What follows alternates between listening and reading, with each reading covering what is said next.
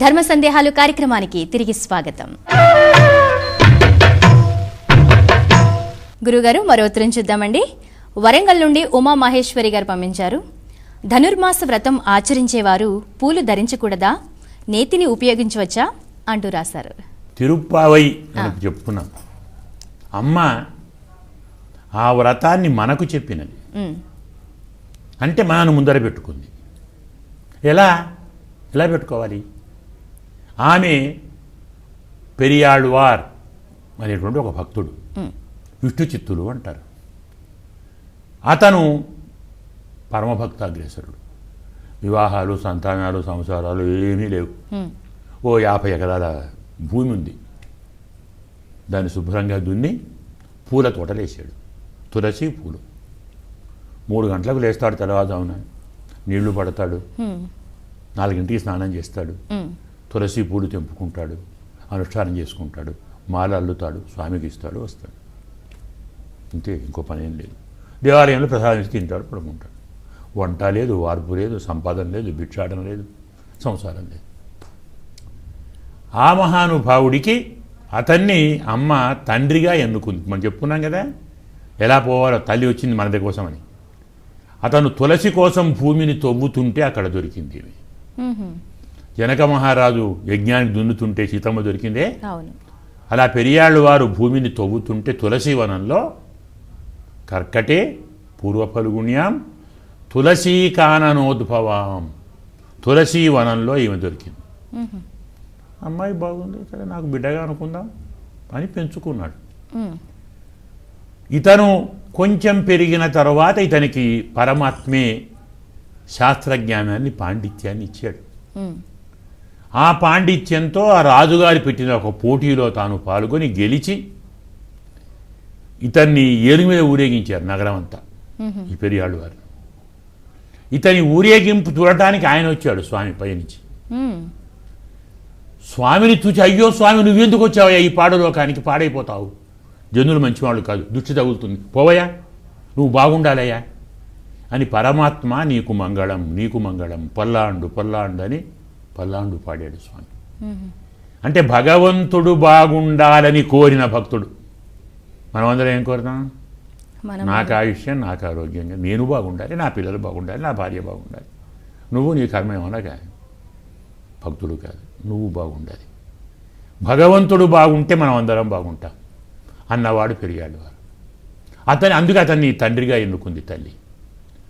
కుమార్తెగా దొరికింది, పెంచాడు, పెద్దది అయింది. తండ్రే భాగవతం చెప్తే హాయిగా వింది, భారతం వింది, రామాయణం వింది. యుక్త వయస్సు వస్తే వివాహం చేయాలి కదా. అమ్మా నీకు నచ్చిన వరుడు ఎలా ఉంటాడో చెప్పు, అబ్బాయిని ఎతుకుతాను. నేను నరుణ్ణి పెళ్లి చేసుకుంటాను, నారాయణుని చేసుకుంటాను. ఇది ఎక్కడి పిచ్చి అమ్మా, నారాయణ్ణి పెళ్లి చేసుకోవడం ఏమిటి? నీకు ఆయన ఎందుకు దొరకడా? భగవంతుడు భర్తగా రాడా? నువ్వే చెప్పావు కదా ఆయనే భర్త అని. నాకు ఆయనే భర్త. అమ్మ ఆ యుగంలో వచ్చాడు, ఈ యుగంలో ఎక్కడొస్తాడు? ఆ యుగంలో వచ్చాడా? ఏ యుగంలో వచ్చాడు? ద్వాపర యుగంలో వచ్చాడా? గోపికలు వ్రతం చేశారా? నేను వ్రతం చేస్తాను. గోపికలు భర్తను పొందారా? నేను పొందుతాను. అమ్మ అప్పుడు గోపికలు ఉన్నారు, కృష్ణుడు ఉన్నాడు, వ్రతము ఉంది. ఇప్పుడు ఎక్కడున్నారు? లేరు. లేకుంటే కృష్ణుడు లేకుంటే గోపికలు కృష్ణ కథలు, లీలలుగా పాటలు పాడుకుంటే కృష్ణుడు వచ్చాడు కదా.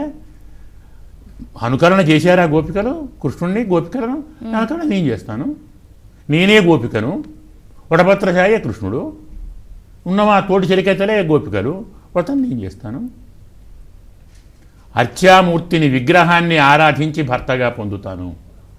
ఇక్కడ భక్తి ఉంటే స్వామి దొరకడా? నాన్న ఆశీర్వదించు. తండ్రి ఆశీర్వాదాన్ని తీసుకొని తల్లి ఈ వ్రతాన్ని సాకుగా పెట్టి మనందరికీ చెప్పినది. భగవంతుణ్ణి ఆరాధించాలంటే వైకుంఠం పోవలసిన అవసరం లేదు, కైలాసం పోవలసిన అవసరం లేదు. నీ ఇంట్లో కూర్చొని నీ మనస్సును గుడి చేసుకొని అందులో ఉన్న విగ్రహాన్ని స్వామిని చేసుకొని ఆరాధించు. స్వామి పరిగెత్తుకొని వస్తాడు, నిన్ను తీసుకొని వెళతాడు. అలా చెప్పి మరి వ్రతం చేయాలంటే నియమాలు ఉండాలి కదా. నియమాలు తాను చెప్పింది. ఏమిటి? மார்கழி திங்கள் பதினிறைந்த நன்னாளால் నీరాడ పొదువీరు పొదుమిలో నేరుడయ్యారు. అందులో మాట చెప్పారు. ఇందులో నాట్కాలే నీరాడి వయ్యెత్తువాళ్ వీరుగాళ్ నామం నంపావైక్కు చెయ్యం కిరిసేగల్ కేళీరో. మేము వ్రతం చేస్తున్నాము, దానికి చెయ్యం కిరిసెయ్యగల్ ఆచరించవలసిన నియమాలను కేళీరో వినండి. ఏమిటి? నాట్కాలే నీరాడి. మొదలు చెప్పుకున్నామే, తెల్లవారుజామున లేచి స్నానం చేయండి. మయ్యెట్టుడుదోం మారొట్టు నాముడియోం. నేను నెత్తిలో పూలు పెట్టుకోను, కంటికి కాటుక పెట్టుకోను, నెయ్యున్నోం పాలున్నోం, నెయ్యి తినను పాలు తినను. నియమాలు. ధనుర్మాసంలో నెయ్యి తినవద్దు, పాలు తాగవద్దు, పూలు పెట్టుకోవద్దు, కాటుక పెట్టుకోవద్దు, ఆభరణాలు అలంకరించుకోవద్దు. ఇదే వ్రతం.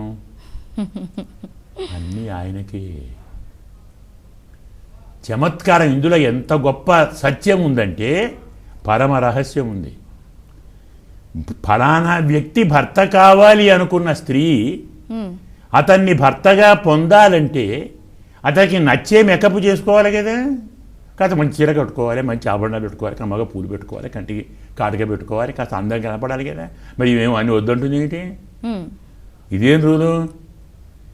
నీ మీద అలిగాను, నేనేమీ అలంకరించుకోను. నీకు ఇష్టమైతే వచ్చి అలంకరించు, నువ్వు అలంకరించుకుంటాను. నీకు నేను కావాలా? నా సౌందర్యం కావాలా? నేను ఎలా ఉంటే బాగుంటా నువ్వు అలంకరించు, నేను అలంకరించు. అందుకే నేను అలంకరించుకోను, నేను పూలు పెట్టుకోను, నేను కాటుక పెట్టుకోను, నేను పాలు తాగాను. నువ్వు పెడితే పెట్టుకుంటాను. భర్తను వశం చేసే మార్గం ఆడవారికి తాను చెప్పింది. ఇలా ఉండండి అమ్మా తల్లులు. అలంకరించుకొని వెళ్ళటం కాదు, అలంకరించుకోను. నీకు కావాలా? వచ్చి అలంకరించుకో. నీకు కావాలా? నువ్వు నాకు కావాలా? నేను నీకు కావాలా? ఎలా కావాలా? వచ్చి తీసుకో, దిద్దుకో. నాకెందుకు? నీ పని అది. భర్తను వశం చేసుకునే మార్గం ఇది. నేను అలిగి పడుకుంటాను, నువ్వురా పూలు పెట్టు, తల దువ్వు, జడవేయి, ఆభరణాలు పెట్టు, కంటి కాటుక పెట్టు. నీకు ఎలా ఉంటే బాగా వాళ్ళు అలంకరించు, తీసుకో. నాకెందుకు? ఎవరు గొప్పవారండి? ఆలోచించండి. అలంకరించుకొని వెళ్ళేవారు గొప్పవారా? భర్త అలంకరింపజేసుకున్నాడు గొప్పవాళ్ళ? ఎవరు గొప్పవాళ్ళు? ఇది వ్రతంలోని పరమార్థం. ఈ నెల మొత్తం నేను ఇవేమీ పెట్టుకోను, నీకోసం అన్ని త్యాగం చేస్తున్నాను. దా నువ్వు రా, వచ్చి అలంకరించు అంటే ధర్మశాస్త్రం. ప్రతి పువ్వు పరమాత్మ కోసమే, ప్రతి ఆభరణం పరమాత్మ కోసమే, ప్రతి వస్త్రం పరమాత్మ కోసమే. ఇవి నావేమిటి? ఆయనవి. అన్నీ ఆయనకి అర్పిస్తాను. నీ పెట్టుకోవడం ఏంటి? మనం అంటాం తిరుమలలోని పూలన్నీ దేవుడికి మీరు పెట్టుకోకుండా అంటారు. జ్ఞాపకం ఉందే? ఒక తిరుమలే కాదు, ప్రతి క్షేత్రంలోని వస్తువులన్నీ పరమాత్మకి. ఇవన్నీ ఆయన ఇచ్చినవి, ఆయనకు అప్పచెప్తాం. నేను పెట్టుకుంటాను, నేను తింటాను, నేను కట్టుకుంటానేమిటి? అన్నీ నీకే పెడతాను. నీవే తప్పు కాస్త నువ్వు పెట్టుకో రా. భర్త తనకు తానుగా నచ్చి మెచ్చి వచ్చి అలంకరించి ఆనందిస్తే పొందే ఆనందం మనం అలంకరించుకొని బాగున్నానండి అంటే బాగున్నావు ఇదేంటి ఎట్లా ఉంటుంది? వికారంగా ఉంటుంది. మరి ఇంత గోదనా? ఆయన రావాలి, అలంకరించాలి. అబ్బా ఎంత బాగున్నావు అంటే అప్పుడు ఆనందం. ఇది ఆ నియమంలోని భర్తను వశం చేసుకునే నియమం ఇది. భగవంతుణ్ణి వశం చేసుకునే నియమం ఇది. ప్రతి వస్తువు పరమాత్మకి తప్ప మనకు కావని చెప్పేటువంటి శాస్త్రం ఇది. పరమార్థము ఉంది, వేదాంతము ఉంది, తత్వము ఉంది, శృంగారము ఉంది, భార్యాభర్తల యొక్క అన్యోన్య అనురాగము ఉంది. ఈ వ్రతంలో ఇన్ని ధర్మాలు ఉన్నాయి. తెలిసి ఆచరించండి, ఆనందించండి. ధర్మ సందేహాలు కార్యక్రమంలో మరో చిన్న విరామం.